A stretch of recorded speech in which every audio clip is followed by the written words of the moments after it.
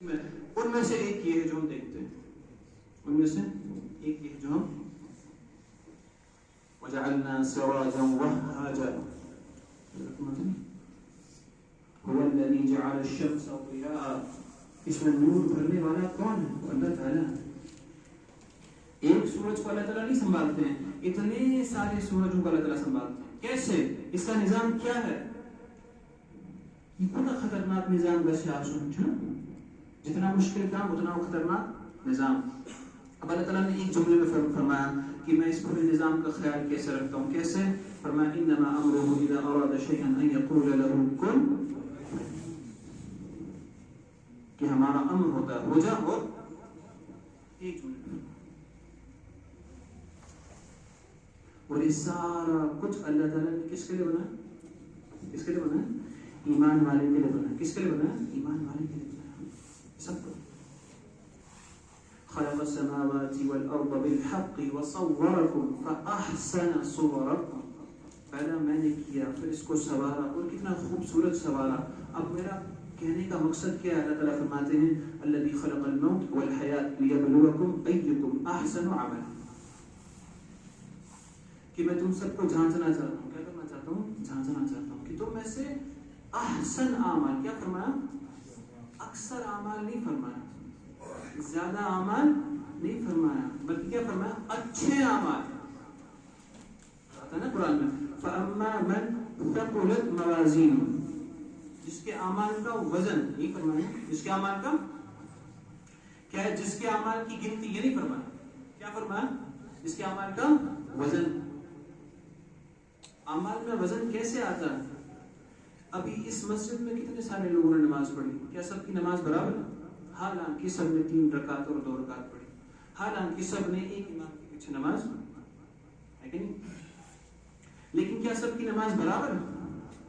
سب کی نمازوں کا وزن الگ الگ ہے، کسی کی بھاری، کسی کی ہلکی، اور اللہ تعالیٰ حفاظت فرمائے۔ کچھ ایسے ہیں کہ حدیث میں آتا ہے کہ ان کی نماز کالے کپڑے میں لپیٹ کر ان کے منہ پر پھینک دی جاتی ہے، ہمیں ایسی نماز ہاں میں کہہ رہا تھا کہ عمل میں وزن کیسے آتا ہے؟ اور میں عمل میں وزن اخلاص سے آتا ہے۔ کیسے آتا ہے؟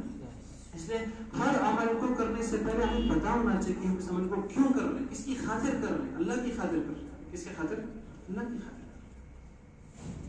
کہ ایک شخص کھڑا ہو کر یہاں پر 2 رکعت کی نیت باندھ کر اللہ اکبر سبحانک اللہم پڑھتا ہے، الحمد شریف پڑھتا ہے، الف لام میم ذالک الکتاب لا ریب فیہ پڑھتا 2 رکعتوں میں قل اعوذ برب الناس ملک الناس الہ الناس من شر الوسواس الخناس الذی یوسوس فی صدور الناس من الجنۃ والناس۔ کتنا وقت لگے گا؟ کتنا وقت لگے گا؟ ممکن ہے 1 دن لگ جائے، ممکن ہے کہ نہیں؟ اگر صحیح سے اطمینان کے ساتھ 1 دن لگ جائے 30 پارے، یعنی جو قرآن ہم رمضان میں 1 مہینے میں ختم کرتے ہیں، اس شخص نے 2 رکعت میں پڑھا، کتنا زیادہ عمل، کتنا زیادہ عمل۔ لیکن فرمایا اس کی نیت کیا تھی کہ بھائی لوگ دیکھ کر کہنے سے بڑی ہی لمبی نماز پڑھتا ہے، بڑی ہی، اور اس کے مقابلے میں ایک شخص یہاں پر کھڑا ہو کر اللہ اکبر سبحانک اللہم وبحمدک الحمد شریف، پہلی رکعت انا اعطیناک الکوثر فصل لربک وانحر ان شانئک هو، دوسری رکعت قل هو اللہ احد اللہ الصمد لم یلد ولم یولد ولم یکن له کفوا۔ کتنا وقت لگا؟ 5 منٹ، زیادہ سے زیادہ 10 منٹ۔ اس کا عمل پورا دن اور پورا قرآن، اس کا عمل 5 منٹ اور 2 سورتیں، قرآن کی سب سے چھوٹی 2 صورتیں، لیکن فرمایا اس کا عمل قبول ہے، اس کا عمل مردود ہے، کہ اس کی نیت اللہ کو دکھانے کی ہے اور اس کی نیت مخلوق کو دکھانے کی ہے۔ اس لیے اعمال میں وزن اخلاص سے آتا ہے۔ کیسے آتا ہے؟ تو اب اللہ تعالیٰ نے یہ سب ساری باتیں ہمیں بتائی، اور اللہ تعالیٰ چاہتے کیا ہے؟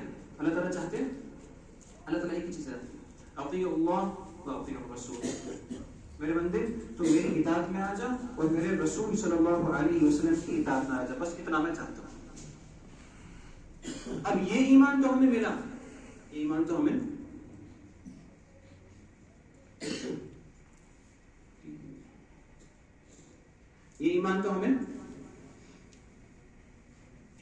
لیکن کیا ایمان ملنا ایمان والے گھر میں پیدا ہونا کیا یہ اس بات کی گواہی ہے کہ میرا خاتمہ ایمان پر ہوگا؟ ایسا ہوگا؟ ضروری ہے۔ اللہ کے نبی صلی اللہ علیہ وسلم نے ایک حدیث میں فرمایا کہ پوری انسانیت کو اللہ تعالیٰ نے 4 حصوں میں تقسیم کیا۔ کتنے حصوں میں؟ اب مجھے خود دیکھنا مجھے کس حصے میں آنا ہے۔ فرمایا پہلا حصہ جو ایمان کی حالت میں اس دنیا میں آئے اور ایمان کی حالت سے اس دنیا سے رخصت ہو جائے، اللہ تعالیٰ ہمیں اس میں سے بنائے۔ فرمایا دوسرا جو کفر کی حالت میں اس دنیا میں آئے اور کفر کی حالت میں اس دنیا سے تشریف لے جائیں گے۔ فرمایا تیسرا جو کفر کی حالت میں اس دنیا میں آئیں اور ایمان کے ساتھ اس دنیا سے جائیں گے۔ فرمایا چوتھا جو ایمان کی حالت میں اس دنیا میں آیا لیکن ایمان کے بغیر اس دنیا سے رخصت ہو جائے۔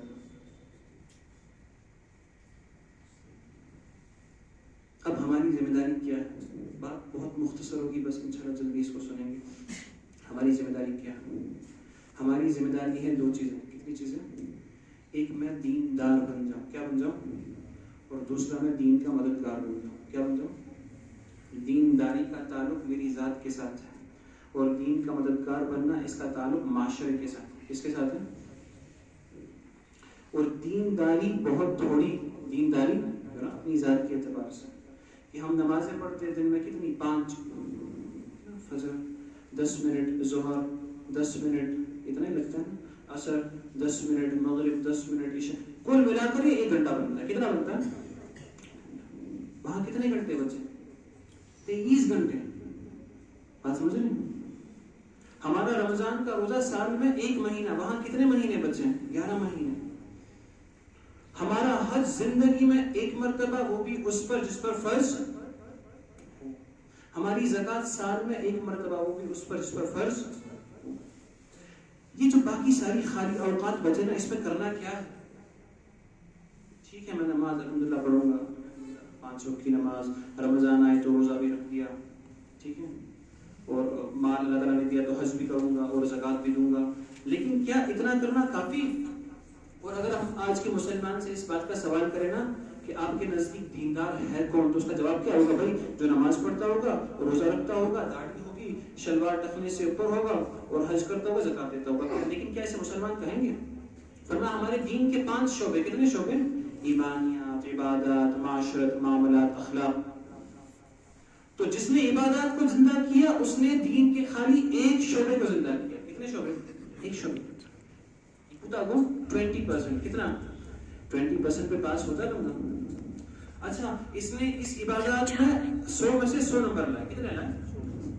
لیکن باقی سب میں فیل ہوا، کیا اگلی جماعت میں چڑھائیں گے؟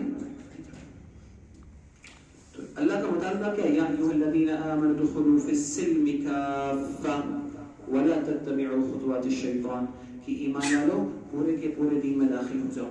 اب یہ دین پھیلا کیسے، ہم تک آیا کیسے، اللہ کے نبی صلی اللہ علیہ وسلم نے اس کی تبلیغ کی کیسے، صحابہ نے اس کی تبلیغ کی کیسے، اس دین کو ہم تک پہنچایا کیسے؟ عبادات کے ذریعے سے میں دین کی دعوت نہیں دے سکتا۔ عبادات کے ذریعے سے ہم دین کی دعوت، کہ جو ہم نے ابھی مغرب کی نماز پڑھی نا، اس کو ہم مسلمانوں کے سوا کس نے دیکھا؟ جو باہر سے غیر چل رہے تھے، کیا ان کی نظر اس پر پڑی کہ جو شخص راتوں کو اٹھ کر اللہ کے سامنے قیام کرتا ہے، کیا اس پر کسی غیر کی نظر پڑتی ہے؟ رمضان کے روزے ہمارے نفس تک محدود، ہمارا حج مکہ میں، ہمارا حج، اب وہ دیکھے گا کیا؟ ہمارا کردار۔ کیا دیکھے گا؟ ہمارا کردار۔ اللہ کے نبی صلی اللہ علیہ وسلم نے جب مکے میں دعوت دی نا، تو آپ نے بڑے بڑے معجزات دکھائے، سوائے اس کے کہ آپ نے تبلیغ کی، آپ نے بڑے بڑے معجزات، آپ نے شق القمر کیا، اس سے بڑا معجزہ کیا؟ اقتربت الساعة وانشق القمر، قرآن میں اس کا ذکر ہے۔ تو آپ نے شق القمر کیا، کیا آپ نے اپنی انگشت مبارک کا اشارہ کیا، چاند کے 2 ٹکڑے۔ یہ کفار مکہ نے اپنی آنکھوں سے دیکھا، اس سے بڑی دلیل کوئی اور ہے؟ اچھا لیکن کیا فرمایا؟ ہم نہیں مانتے، آپ نے چاند پر جادو کر دیا۔ کیا کر دیا؟ کفار مکہ نے خود دیکھا کہ درخت چیر پھاڑ کر آپ کے قریب آتا ہے، آپ کو سجدہ کرتا ہے، لیکن کیا فرمایا؟ یہ آپ نے ان پیڑ پودوں پر جادو کر دیا، ہم آپ پر ایمان۔ بڑے بڑے معجزات دیکھے، پتھروں نے گواہی دی، کفار مکہ نے دیکھا، لیکن انہوں نے ایمان قبول۔ لیکن جب فتح مکہ ہوا نا، فتح مکہ، جب آپ فاتحانہ مکے میں داخل ہوئے تو آپ نے خالی ایک جملہ کہا. کیا کہا؟ ایک جملہ. کیا؟ کہ بھائی آج کے دن سب کو معاف کر دیا جاتا ہے، کسی سے کوئی بدلہ. تو فرماتے ہیں اس ایک جملے پر سارا اہل مکہ ایمان میں داخل ہو. کس جملے پر؟ ایک جملے پر. وہ جملہ کیا تھا؟ کہ بھائی آج کے دن سب کو معاف کر دیا جاتا ہے، کسی سے کوئی بدلہ. تو فرمایا جو کام معجزات نے نہیں کیا وہ کام اخلاق نے کیا. وہ کام کس نے کیا؟ اخلاق نے. اس لیے ہم اپنے دین کو نہ سمجھے کس کے ذریعے سے؟ قرآن کے ذریعے سے، حضور کی زندگی کے ذریعے سے صلی اللہ علیہ وسلم. کہ آپ کے زمانے میں معاشرت کیسی تھی؟ کسی کو کوئی غلطی کرتے دیکھو تو پھر اس کے ساتھ کیا برتاؤ کرنا ہے؟ اس کے ساتھ ایسا برتاؤ کرنا ہے. میرے والدین کا مجھ پر کیا حق ہے، میرے پڑوسیوں کا مجھ پر کیا حق ہے، اس بات کو سمجھنا ہے مجھے. کہ حضرت عمر رضی اللہ عنہ جب خلیفہ بنے تو فرمایا گشت میں نکلے. کس میں نکلے؟ گشت میں نکلے. یعنی تو فرمایا جب گشت میں نکلے تو ایک جگہ پہنچے اور ایک جگہ پہنچ کر اپنا اس کھڑکی سے جھانکنے لگے. تو کیا دیکھا؟ اندر ایک سردار کہ جو کیا کر رہا ہے، اندر ایک تو شراب پی رہا ہے اور اس کے سامنے ناچ گانے کی محفلیں چل رہی ہیں وغیرہ وغیرہ. تو حضرت عمر بجائے اس کے آپ اتنا غصے میں آگے، بجائے اس کے کہ دروازے سے داخل ہوتے ہیں، آپ کھڑکی سے داخل ہو گئے. کہاں سے داخل ہوئے؟ اور اپنا درہ نکالنے لگے، کوڑا مارو. تو سردار کیا کہنے لگا کہ اے عمر، اے امیر المؤمنین، مجھ سے ایک گناہ ہوا، مجھ سے اور آپ سے 3 گناہ، آپ سے یعنی آپ سے 3 خطائیں. تو حضرت عمر بجائے اس کی غصہ ہوتے، ایک تو غلطی کرتا ہے، اوپر سے مجھے ہی سناتا ہے. آپ نے اطمینان سے اس کی بات کو سنا. بھائی بتاؤ کیا غلطیاں ہوں؟ فرمایا پہلا، اے امیر المؤمنین، اللہ تعالیٰ فرماتے ہیں جب کسی کے گھر میں داخل ہو جاؤ اجازت لے کے داخل ہو جاؤ، اور بغیر اجازت کے داخل ہو. امیر المؤمنین اللہ تعالیٰ فرماتے ہیں کہ دروازے سے داخل ہو جاؤ، آپ کھڑکی سے داخل ہو. امیر المؤمنین اللہ تعالیٰ قرآن میں فرماتے ہیں وَلَا تَجَسَّسُوا. کیا؟ وَلَا تَجَسُّس کسے کہتے ہیں؟ کہ بس کسی کے پیچھے اس طرح لگ جانا، انتظار میں رہنا کہ کب یہ غلطی کرے، میں اس کی غلطی پکڑوں اور پھر لوگوں میں جا کر اس کو ذلیل کروں. کیا کروں؟ ایک یہ غلطی بس پھر سب کو پتہ چلتا پھر. تو جب یہ 3 باتیں فرمائی نا تو فرماتے حضرت عمر نے اپنے سر کو نیچے کیا اور پھر چلے گئے. اور کئی دن گزر گئے. یہ میں آپ کو بتانا چاہتا ہوں کہ ہمیں اپنی زندگیاں کس طریقے سے گزاریں. ٹھیک ہے؟ کیونکہ نماز روزے والا اسلام ہم نے بہت سنا، بچپن سے سنتے آ رہے ہیں، لیکن اس کے علاوہ بھی دین کی بہت شکلیں ہیں جس پر میرا فیصلہ. ایک حدیث ذہن میں آگے جس میں اللہ کے نبی صلی اللہ علیہ وسلم نے فرمایا کہ ایک شخص قیامت کے دن اعمال کا بھنڈار لے کے آئے گا، پہاڑ لے کر آئے گا.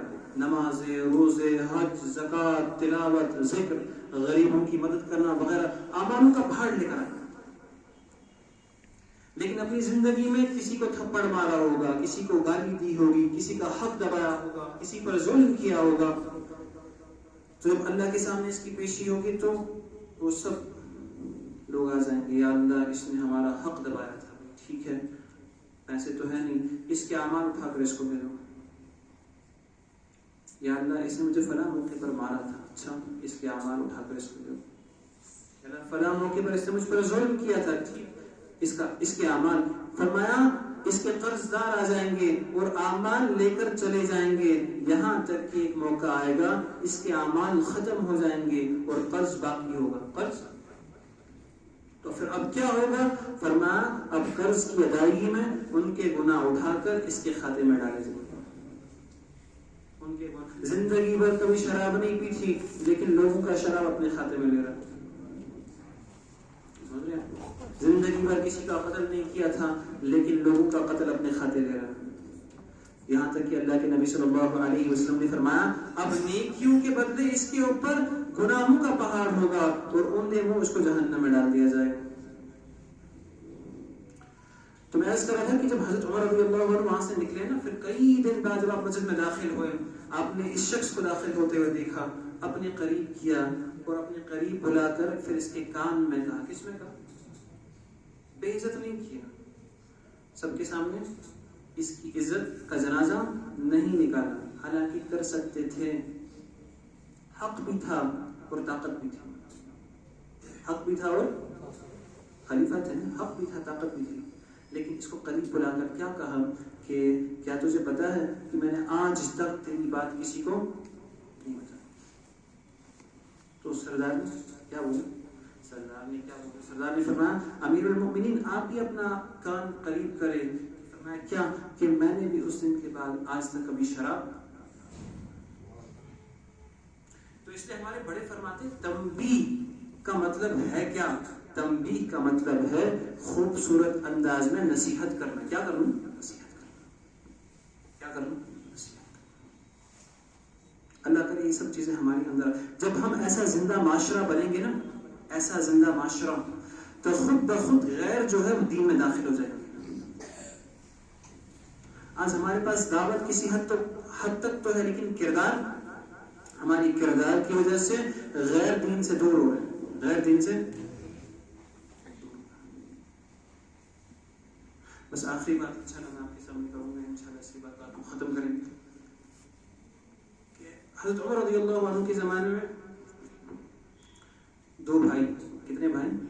ये मैं आपको अपने सहाबा की सीरत बता रहा हूँ, क्योंकि हमारी रहनुमाई वहीं से होगी, हमारी रहबरी वहीं से होगी। तो हज़रत उमर रज़ियल्लाहु अन्हु के ज़माने में क्या हुआ कि फरमाया दो भाई, कितने भाई? एक शख्स को लेकर हज़रत उमर के दरबार में लेके आ रहे। तो हज़रत उमर रज़ियल्लाहु अन्हु के दरबार में लाया तो क्या कहने लगे? अमीरुल मोमिनीन हमें अपने बाप के कत्ल का बदला चाहिए। क्या चाहिए? इसने हमारे बाप को क्या किया? कत्ल किया। हज़रत उमर रज़ियल्लाहु अन्हु पूछने लगे क्या बात है, तूने इनके बाप को क्या किया? कत्ल किया। शख्स कहने लगा या अमीरुल मोमिनीन यकीनन मैंने इसके बाप को क्या किया? कत्ल किया, लेकिन ये गलती से हुआ। किससे हुआ? किससे? कि मेरे ऊंट इनके जमीन पर गए, वहां पर इनकी घास में से खाने लगे, इनके बाप ने मेरे ऊंट को पत्थर मारा, मैंने वापस पत्थर मारा, उनके सर पर लगा, उनका इंतकाल हो गया, गलती से हुआ। तो हज़रत उमर रज़ियल्लाहु अन्हु ने फरमाया भाई क़िसास होगा, बदला होगा।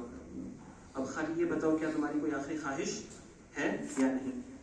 तो शख्स कहने लगा अमीरुल मोमिनीन मेरी आखिरी ख्वाहिश ये है कि मेरे वालिद का इंतकाल हुआ। क्या हुआ? इंतकाल।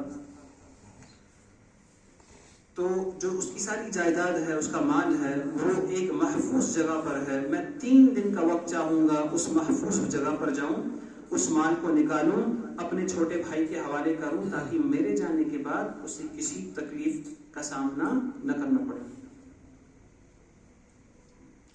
तो फरमाते हैं हज़रत उमर रज़ियल्लाहु अन्हु ने फरमाया कि भाई मैं तुझे बगैर जमानत के नहीं छोड़ सकता। क्या